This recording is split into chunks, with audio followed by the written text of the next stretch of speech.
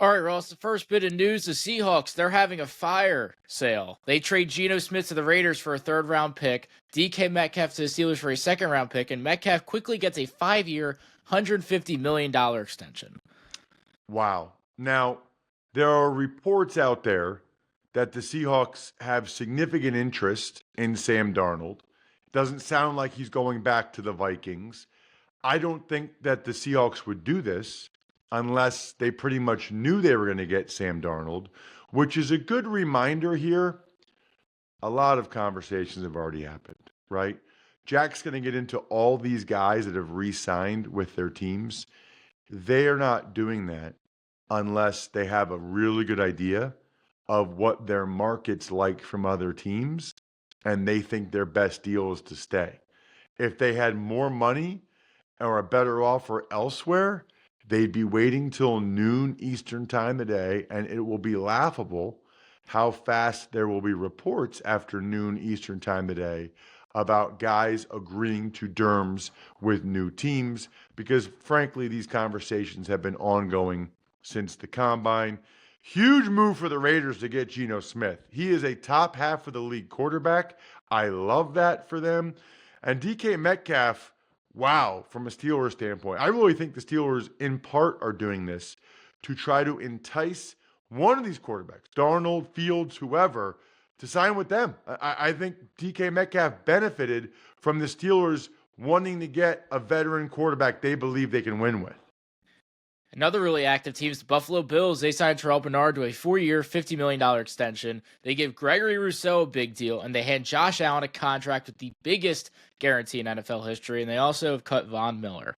So the Bills are correctly recognizing the cap's going up, up, up every year, and the sooner you lock in your core players, the better off you are, because otherwise you're going to have to hit higher numbers when other guys get deals, including a quarterback with Josh Allen, who's still even in the new money, $55 million per year. That's a deal for the Bills. I know he gets $250 guaranteed, but $55 million a year, that's it's 10% less than Dak Prescott. He is worth every penny. He's the MVP of the league. Several other big contracts. The Ravens, they re-signed Ronnie Stanley for $20 million a year. The Vikings, they've brought back Aaron Jones. And Davante Adams, he switches teams. He signs in LA as predicted by Greg Cosell. Well, I think I thought for sure he would stay in LA because he's from out in California with the Chargers or the Rams. I thought maybe the Chargers would make a bigger push for him, but instead it's the Rams.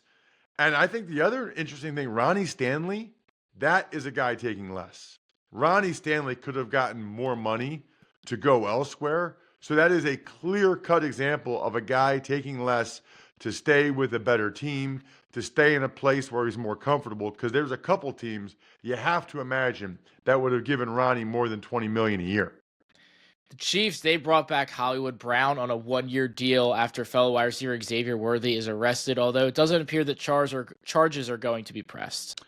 Right. And I think Hollywood Brown did some positive things for them. We also, by the way, I think the other really noteworthy thing, Jack, I'm going to make it my Labatt Take of the Week, which is brought to you by Labatt. With Labatt, you can buy beer, get gear, go to their website, snap a photo of your receipt, upload it to gain points towards exclusive merch, any size, any product, anywhere you're buying Labatt. Sign up at rewards.labattusa.com. Jimmy Haslam wouldn't meet with Myles Garrett, but then he gives him $40 million per year, including $123.5 million in guaranteed money. Two thoughts on this. Number one, it's the second time in the last few years the Browns have had to way overpay to either get or maintain a star player, Deshaun Watson, Myles Garrett, and more importantly, the Bengals and the Cowboys. What are you guys doing? Why are you waiting? Now they just have to pay Jamar Chase and Micah Parsons way more money than they would have had to if they had signed him before the Max Crosby or Myles Garrett deals. Unfortunately for Bengals and Cowboys fans, your teams, your front offices don't appear to really know what they're doing, and there's really no logic as to why. Before we move any further, do you have any further thoughts on the whole Trey Hendrickson situation in Cincinnati? Speaking of the Bengals. I do. Yeah, I mean, listen, that's the same thing. I mean, he's getting permission to find a trade, and good for him. Think about this. That Myles Garrett deal was a double whammy for the Bengals because number one, Trey Hendrickson plays the same position, has more sacks the last 2 years. And then number two, Duke Tobin, the GM for the Bengals, for some unknown reason, he said publicly, we're going to make Jamar Chase the highest paid non-quarterback in the league.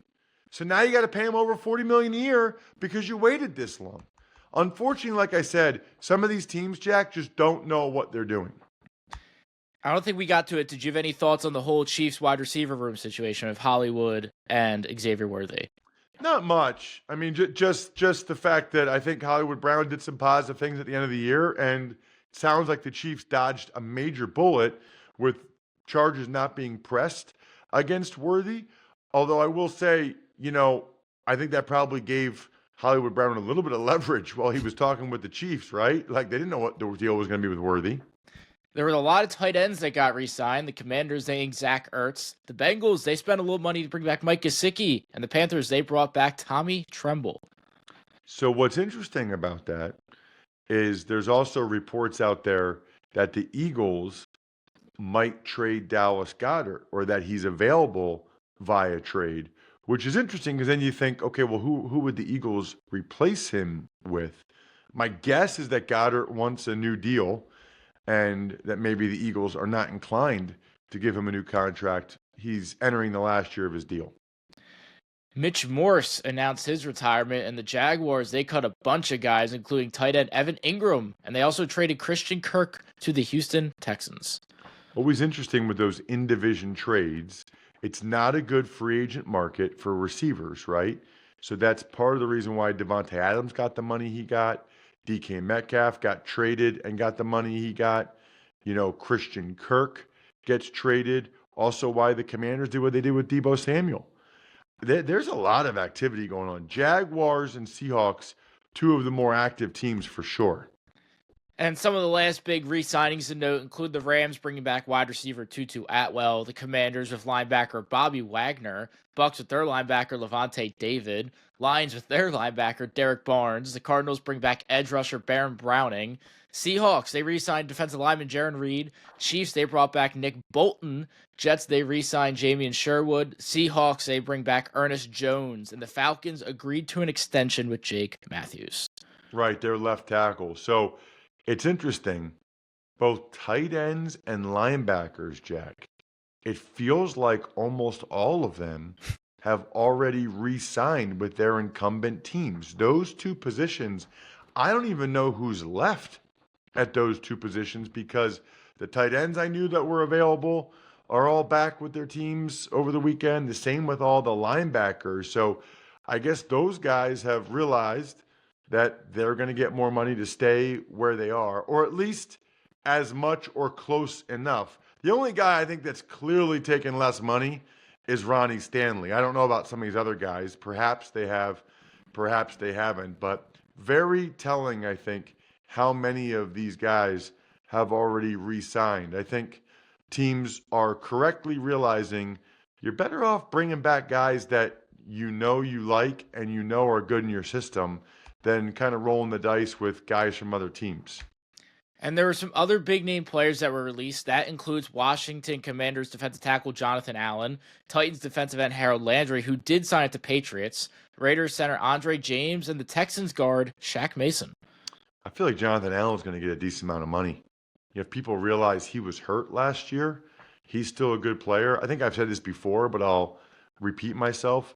It makes me kind of sad that the Commanders are finally good, finally have a quarterback, and the guy that's been their stalwart this entire time they were terrible, or at least not good, now he gets cut. Such a bummer for Jonathan Allen. I promised winners, even though we're going a little overtime here, so to speak, I'm giving out winners.